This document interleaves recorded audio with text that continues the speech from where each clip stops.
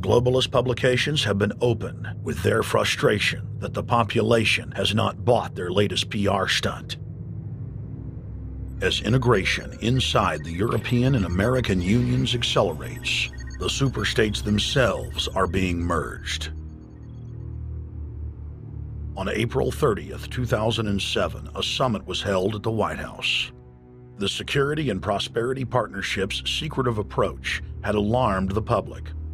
So this time, President Bush, German Chancellor Merkel, and EU Commission President Barroso hid their treachery in plain sight. I thank the Chancellor and Josie very much for the transatlantic economic integration plan. And for that too, we need to develop a common market, common standards. So this is indeed a very important agreement, and an agreement that also brings with it a transatlantic economic council to be a permanent body with senior people on both sides of the Atlantic that will look at all those issues in a concrete manner, in which way we can make it move forward. The BBC reported that the US and EU had agreed on a single market. By announcing a new economic community integration, they were simply repeating what had been done in America and the EU on a larger scale. The accord states that the two blocs will aggressively push regulatory convergence in more than 35 areas, from financial services, intellectual property, military, education, mergers and acquisitions. They also agreed to jointly push a global carbon tax. We recognize that we have a problem with greenhouse gases. We agree there is a global threat, it's a serious threat.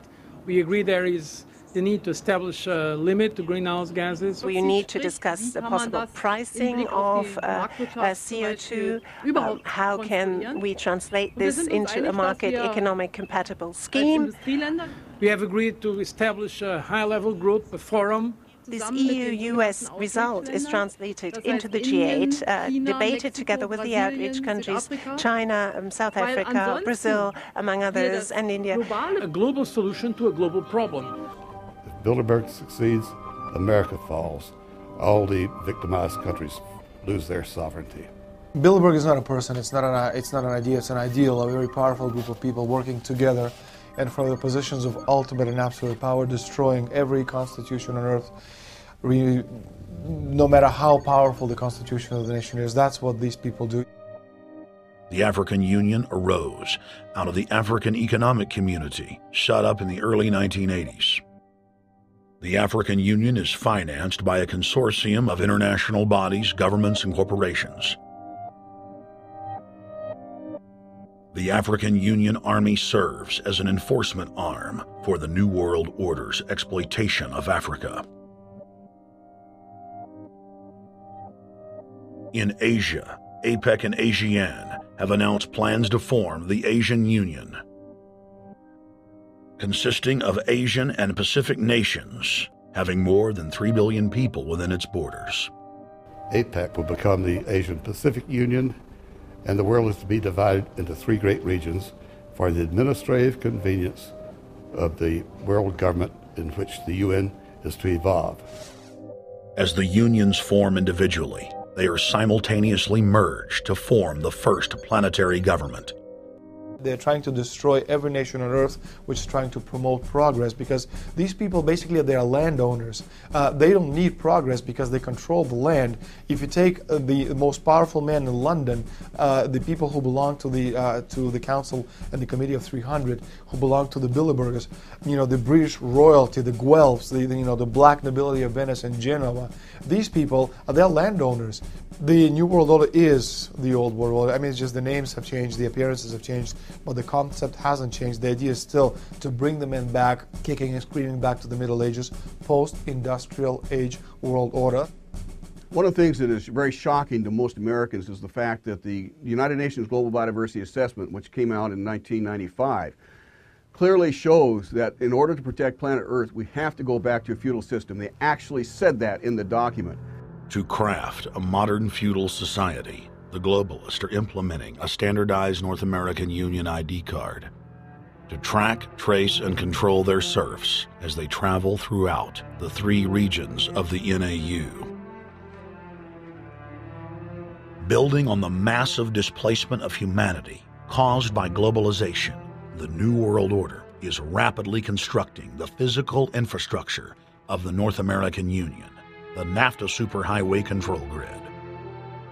I'm Arthur Peterson, Colonel retired, the Army. I see things today that are happening that would make my friend who died in World War II turn over in their grave.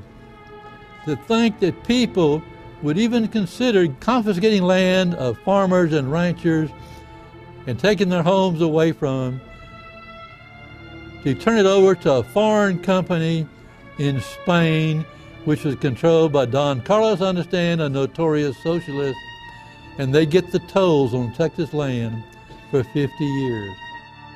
The proposed Trans-Texas corridor would be a patchwork of superhighways and railroads stretching 4,000 miles from the border of Mexico, cutting through Texas to Oklahoma. A lease has been signed that would make Texas Highway 121 a toll road. A private Spanish company won the bid to build and collect the tolls for the next 50 years. These deals with private companies are being negotiated largely in secret, and many state lawmakers are worried taxpayers are being sold down the road. Critics say it's a threat to our national security. It's part of a plan for a North American integration being carried out by government and corporate elites without congressional or voter approval.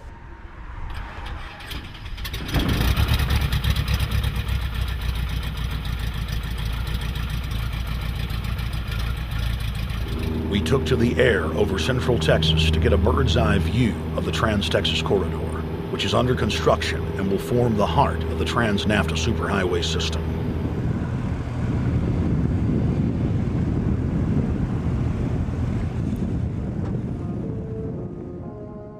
History repeats itself. 2,000 years ago, all roads led to Rome. Rome constructed and maintained more than 10,000 miles of roads throughout its empire. The roads were used to project Roman military power, to control commerce, and to bind the nations and peoples they ruled. Rome also demanded tribute. Roman subjects from Albion to Judea were forced to pay a tax to use the roads. The Romans would then use the tax to dominate their subjects. Today's superhighways are a powerful tool in the globalist arsenal. They are instrumental in tearing down national borders and merging nation-states into larger confederations. Foreign governments and corporations are predatorily seizing infrastructure across North America, but nowhere has their attack been greater than in Texas. Texas is the front line. Over 8,000 miles of existing roads and land are being handed over to government-backed foreign companies. Foreign companies buy the legislators, who then turn over complete control to the same foreigners who finance their campaigns. Government power is then illegally transferred to unelected quasi-governmental regional boards that circumvent local governments and the will of the people. The next stage of this world government plan is to have a transportation control, and that is called the NAFTA Superhighway, or in Texas called the Trans-Texas Corridor.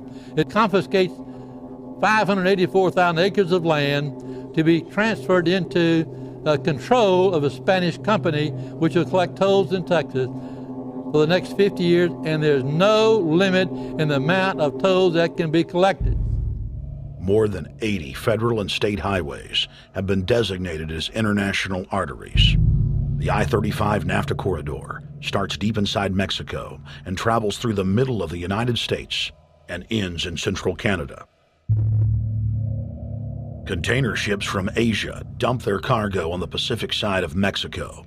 It then travels duty-free by rail to the new Kansas City inland port, now considered sovereign soil of Mexico, in the heart of the United States. Under international agreements, predominantly foreign companies are placing tolls on already existing paid-for roads. Federal, state, and corporate documents show that they will then use the revenue raised to build up the transportation infrastructure of Mexico, not the United States or Canada. So far